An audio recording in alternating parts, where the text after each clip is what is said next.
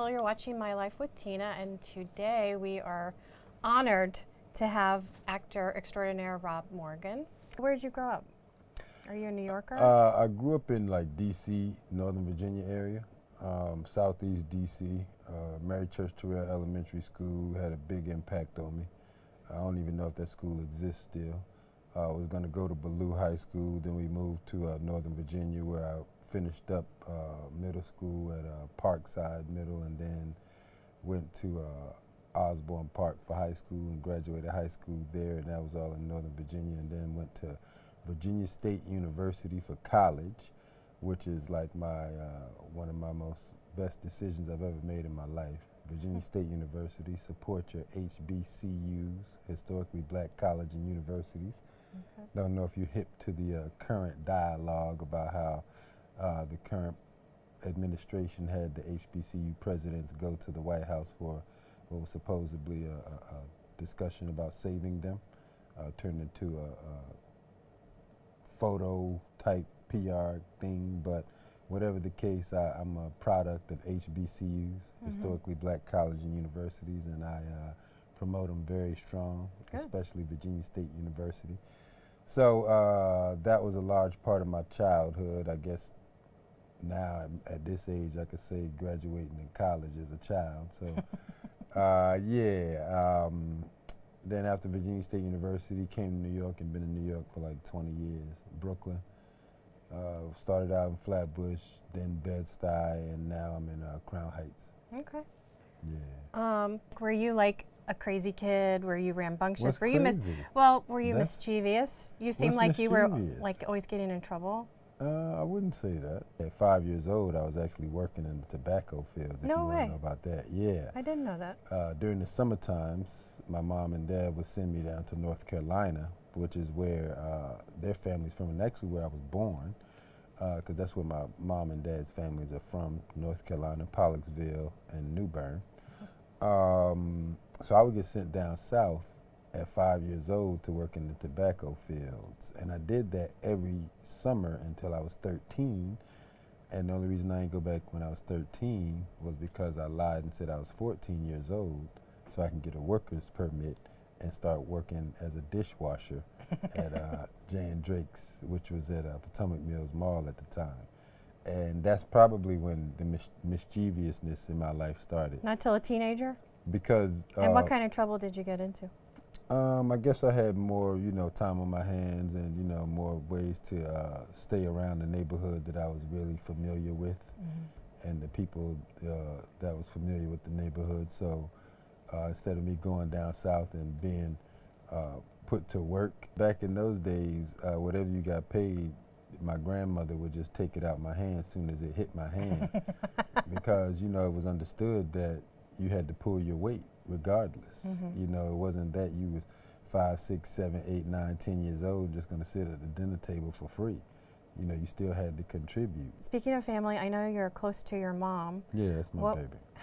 What was the best piece of advice she gave you as you got older, or when you came to New York, or when you started out, or can you think of anything or what is it that a life lesson she instilled in you?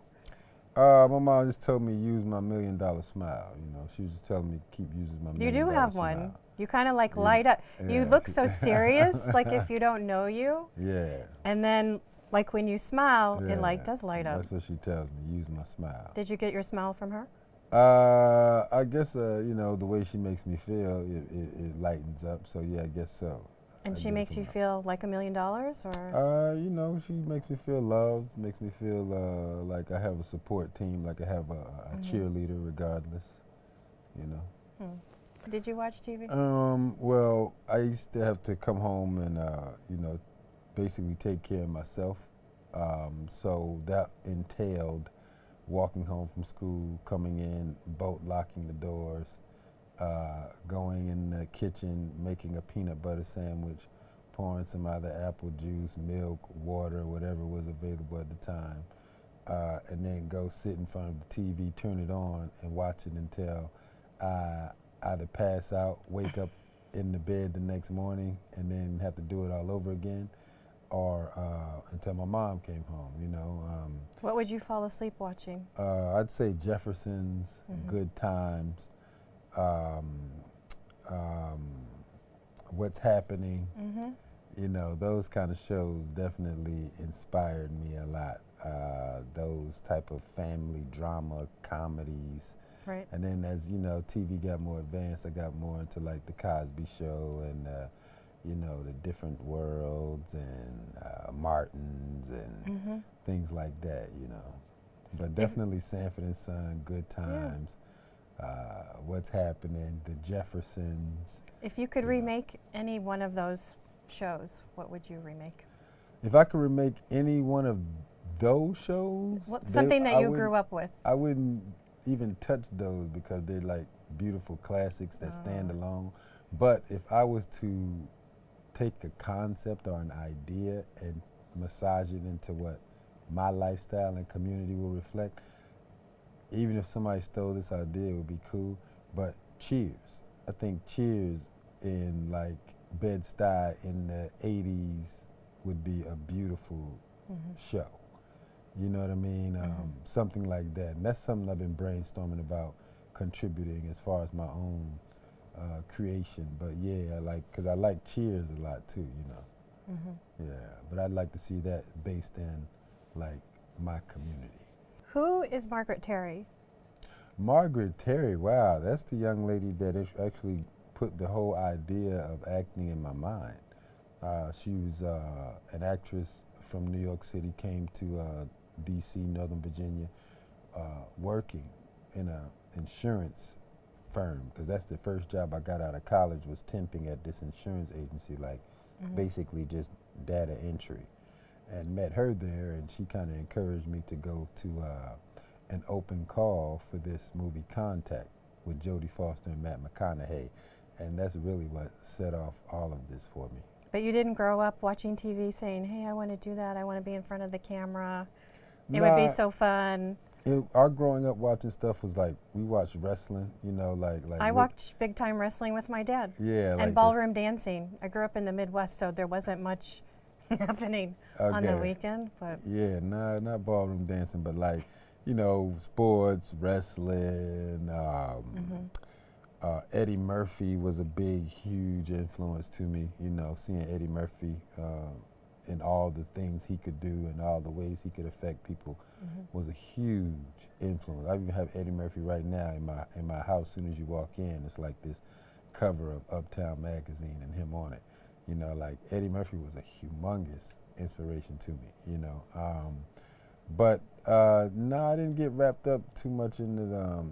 You know, our play was like, back in our day, playing, we had to interact with the community. Like, playing was outside. You know, the girls would be doing double dutch and we'll be shooting marbles or, you know, doing whatever we did, you know, playing our things, trying to get their attention to look at us while they was doing double dutch or riding wheelies or, you know, big wheel. That's, you know, that was our play. It wasn't more like the fake type of games and stuff. You know, we had an Atari. I remember Atari, but Space Invaders. Space Invaders and all that good stuff. But no, that wasn't the large part of my childhood. What about, so you met Margaret Terry and she inspired, what about, you also worked at Bear Stearns? I did what work was at Bear that? Stearns. For those who don't know that you didn't work in finance. Yeah, I worked at Bear Stearns for 8 years. Bear Stearns, by the grace of God, was my survival job. You know, So while you were acting, or? while I was pursuing acting, I was at Bear Stearns. You know, I'd leave the desk, go to my auditions. If I was fortunate enough to book something, call in sick or take vacation time, or, you know, Bear Stearns was so friendly to me. Really? That at one point it got to the point that, you know, I could pretty much just have free reign as far as throughout the day as long as my work was done. Because Bear Stearns, my department and the people on the floors actually supported me in pursuing my acting and stuff like that. Bear Stearns never got in the way in any way, shape, or form. So I'm very thankful to Bear Stearns actually for that.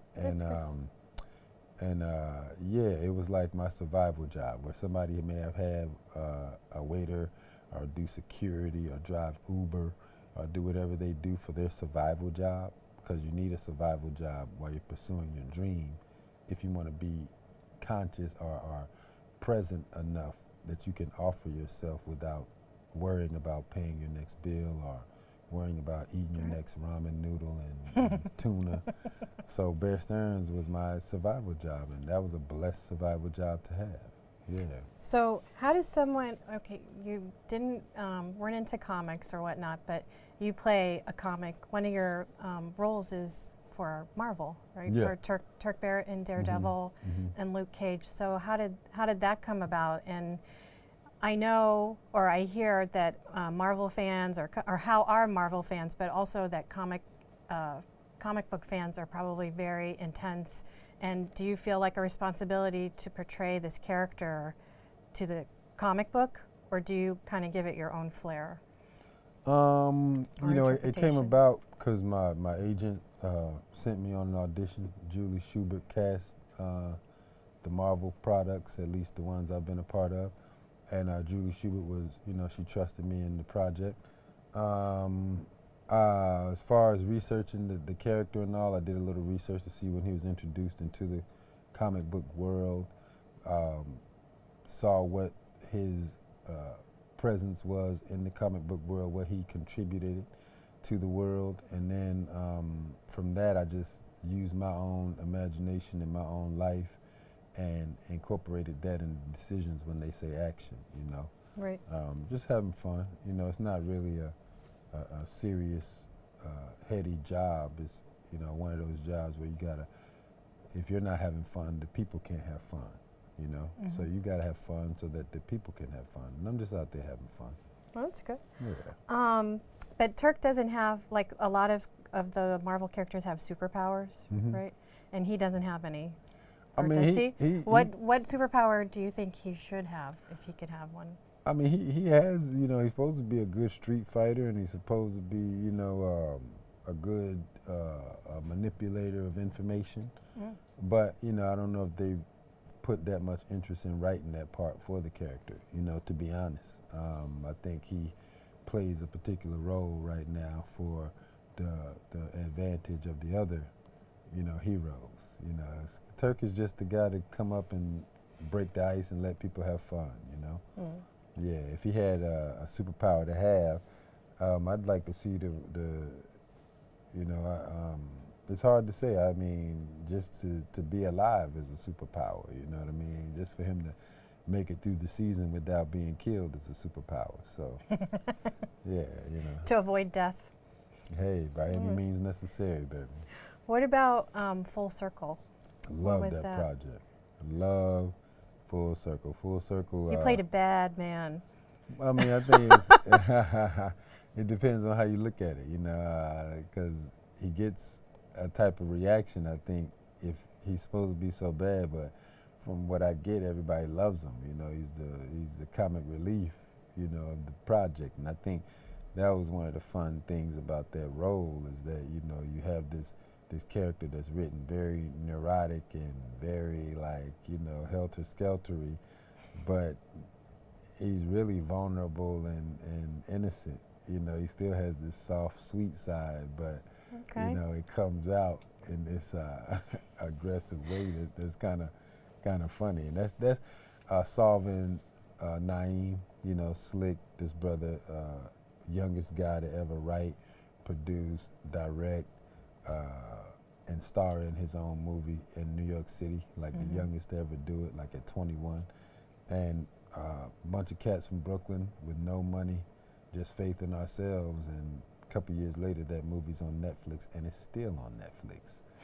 So, you know, and I still get stopped in the street for Full Circle, man. I love Full Circle. And they call you, they say Lomatic? Lomatic, or they'll just be like, hey, I'm not going to step on your couch, or hey, is the couch comfortable? How comfortable is the couch, you know? That's the line I remember. Yeah. On a you scale know, of 1 to 10. yeah, you know, I get stuff like that, and that's like the reward of doing this business, you know, is when people can really be affected or take something that you contributed, and now they make it a part of their lives, you know what I mean? Especially for something good and something that makes them feel good. So, yeah, that's a good feeling. And you were recently at the Sundance Film Festival. You are in a movie, Mudbound. Yeah, did And mhm. and when you were there, I saw everywhere on Twitter, on whatnot, like everyone was writing about you. So how did you prepare? Because I don't know, I haven't seen the movie, but I know you give some powerful speech or something in it where everyone is pretty amazed by. So how do you prepare for a character or a role like that? That's Well, intense. wow, you know, Dee Rees, she's the co-writer with Virgil Williams, and she's the director of that, and she chose me for that project. Once she called me for it, and offered it to me, it felt very good. One, that it was an offer. So something about when an actor is offered some work, the way you approach it is like, I mean, it's sort of Meaning like, you didn't have to audition? Nah. Yeah, she offered me that. And it's sort of like, you know, when somebody gives you an offer and it's like, I want you, and the things you just put into it just makes it that much more like, you know, yes, I'm gonna go all out, you know, even though you go all out anyway, but when somebody offers you something, it's Had you nothing worked like with it. her before, I or worked she with just her on saw you? Pariah. Okay. I worked with her on Pariah. That was like our first trip to Sundance was with Pariah. I went there with her for that. Even that premiere got a standing ovation, just like Mudbound got a standing Oh, really? ovation. And that's at Eccles Theater, which is like 1,200 seat theater for those that know Sundance. But to prepare for the character Hap Jackson in Mudbound, I was in New Orleans for the entire shoot, which was like 2.5 months. I wanted to feel what the conditions were to be in that environment, 1940s, no AC, hot, miserable, and you know I used all of that. You know. And you're working on a farm? Is that what it? Yeah, it's 1940s. Two families, one black, one white, have boys that go off to World War II. When they come back, you know, of course, they have experiences that make their relationship kind of connect because they can see each other on a whole nother level. And then how does the community handle that relationship, you know? And then not only that, but both families have to rely on the land, you know, hence Mudbound, you know. And then how the land is that crucial for their survival, and how relationships and friendships and love and hate, and you know, it's a beautiful mix of emotions and framework by Rachel Morrison. You know, she was the cinematographer. It's based on a book by Hillary Jordan called Mudbound. You know, it just has a strong team around it, and the material is strong and beautiful, and I think it'll be very necessary for today's current environment. Well, we see you in a lot of serious roles, I think, all the time, besides Lomatic with his schizophrenic, whatever, personality. Would we ever see you in a comedy? Would you like to, because you have a great laugh, too, besides your killer smile. So do you see yourself doing comedy? I mean, you know. Or have you done comedy?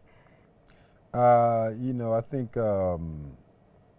as far as me seeing myself do comedy, I would love the opportunity to get some work that has a comedic flair. Comedy isn't something that you try to play, you know, if you really want to be honest. Like Lomatic, you know, it's not that I was trying to play funny, I was playing it so serious that it comes off as funny, you know, and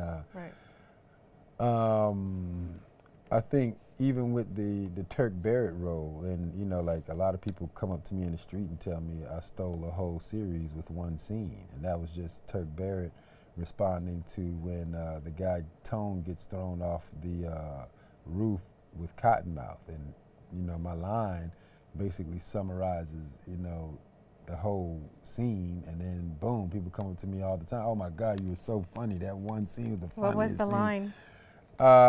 You cats, you Harlem cats is crazy. I'm going back to Hell's Kitchen where it's safe. And you know, and then now people on YouTube, they got these videos of me like getting all this abuse and beat up, you know, in Hell's Kitchen, and then I'm in Harlem talking about you Harlem cats is crazy. I'm going back to Hell's Kitchen where it's safe. You know. So and that was written, but you know, I guess it's the choicing that makes it funny. You know what I mean? It's how you do it that makes it funny. Well, we see you in a lot of different Netflix, like you're Yeah. in the Netflix family, you're also in Stranger Things. Yeah. You're, And even that character, the people say that's funny.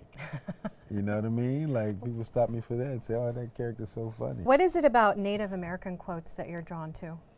Well, my grandfather was part Cherokee Indian, and Really? I think the Native Americans is a blueprint of some of the most heinous acts and criminal acts that has ever been committed upon a people, and doesn't get any attention at all. I think it's one of those.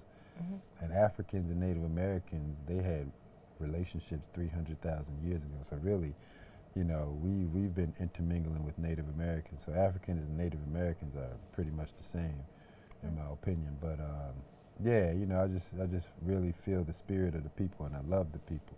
You know, Well, what are you most passionate about then? what am I most passionate about? Yeah. Probably this acting game. You know, I mean, I feel like, you know, you have to be passionate about it, especially as a male, when you decide that you are willing to put family and stuff like that on hold to pursue this. You know, because sometimes you have to make that choice. Do you want to be out there just having kids randomly and then still try to pursue this, which is a whole nother pressure that I didn't particularly want. Right. And, you know, so you make those decisions to say, hey, I'm going to be responsible and I'm not going to have this because I want to pursue that. So I think that kind of commitment to myself even shows my passion. And if for you it. couldn't act anymore, what would you do as a profession? If I couldn't act anymore, what would I do? If they took your Screen Actors Guild card away or whatever, your SAG card, does that mean you Okay. can't act? Nah, well, you know, Okay. I You design can my do- I design my own clothes. Really? I design my own T-shirts. Yeah, I designed the shirt I have on now. Did You you? know, yeah. So you know, I can design. I can do make- anything. Well, I mean, I ain't say that, but you know, I mean, actually, I can if I put my mind to it. If I put my mind to it, yeah. But yeah, I probably do something as far as consulting or designing or you know, something like that. What is Shadow Fleck? Shadow Flack, that's a name that was bestowed upon me as a child. You know, cats basically run in circles, and you know, Your they're parents gave that to you, or your friends? Nah, just homies. You know, his brother named Ron O'Neill. Actually, he was the first brother to start calling me Shadow Flack. Shadow, and then it moved to Flack. Shadow Flack. So, and that's just because you know he was just saying, you know, I was cool, you know, quiet, and always on point. You know, that's something like that. I was just Even as a child, yeah, a man-child. yeah, I never was the rah dude. You know, I never looked for the rah. You know, even though that's what my mom calls me, my grandmother called me rah. But I never was the you know, wah. You know, I've always been the cool, laid back, mind my business. I was gonna say, you seem like the kind that observes the situation. More than like having to jump into it. Yeah, definitely. And what do you do to relax? Nah, what do I do to relax? Yeah, Man, relax. I play chess. I love playing chess. That's my escape. I love doing yoga. I'm a yoga practitioner, heavy into yoga. Do you do hot yoga? What kind of yoga do you do? I go to Sacred Brooklyn, and we do like a vinyasa flow. Sacred Brooklyn is in Brooklyn on Clifton between Bedford and Franklin, and we do like a vinyasa flow in the hot room, and it's like orgasmic. I love it. It's very centering. So play chess, yoga. I love doing mixed martial arts. You know, I love. You're a boxer, right? Too. Yeah, Well, I guess that's part do of mixed everything. martial. Yeah, do everything. You know, I love that. That's relaxing for me. I love eating good food. You know, I like. What is good food for you? Man, good food is just hearty. Is it something someone else made, or No, I love cooking myself. I like cooking. The only thing I don't like is washing what's your dishes. go-to meal? If I was coming over and you had to make something to impress me, what would you make? Oh man, it would depend. What country do you want to be in? Do you want Your to be country. I could make you a slamming African peanut chick. Do you eat chicken? Yeah. I can make you a peanut African dish that's stewed. That'll be over some basmati rice, slamming. That'll be excellent. I can make you some Mexican dishes. I like could some pick a country tacos, and you could make and I'll something. hook you up. What's your favorite restaurant in Brooklyn? My favorite restaurant recently has been Bo Bao. Bo Bao. It's a Senegalese African restaurant on Fulton Street. The actual address is 1235 Fulton Street. That's how I remember it. Yeah. If you walk into a bar, what do you order? When I walk into a bar, I don't really go to bars. I'm not a big bar dude. But if you walked into Isn't one, this what, rapid fire? I Yes. just told you I don't really go to bars. Ah. I mean, like if I walk into a bar, like would just a not order tapas anything? Bar, A a topless juice bar? I mean, did you like, say topless I bar? said tapas, Oh. but you said topless. So if I wasn't topless bar, I said I like her and her. Yeah. Okay. What is sexy to you? Sexy is confidence. Sexy is being turned on, living in your pleasure. Sexy is being open to receive and give at the same time. What's next for Rob Morgan? Man, what's next for Rob Morgan? It's hard to say. You know, hopefully Rob Morgan will walk out of here safely and get back to Brooklyn safely and be able to look at this material and go in tomorrow and have a strong audition and, you know, the chips will fall in my favor, you know. But right now I have Godless is coming out. That's another Netflix program by Scott Frank. Netflix is your daddy. Netflix is my daddy. I love Netflix. I love Ted Sarandos. Oh, I hope you own a lot of their stock. I need to look into that, Mm-hmm. definitely. Right now, I just own a lot of their screen time. That's like stock, you know, for Netflix. But got Godless coming out. I play a Buffalo Soldier in there called John Randall. Did 3-4 episodes of that, I want to say. Yeah, that's coming out. Stranger Things 2 is coming out Halloween, if people can wait that long. That's coming out in Halloween.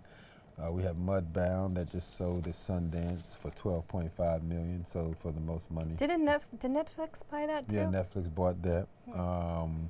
So got that coming out. Has this movie Steps where I played the lead, Brian Coleman. We shot that in Jersey City. There's a brother named Eddie Harris wrote, direct that. Itchy House, Jay Rodriguez and Rock Mon Davis. You're a busy man.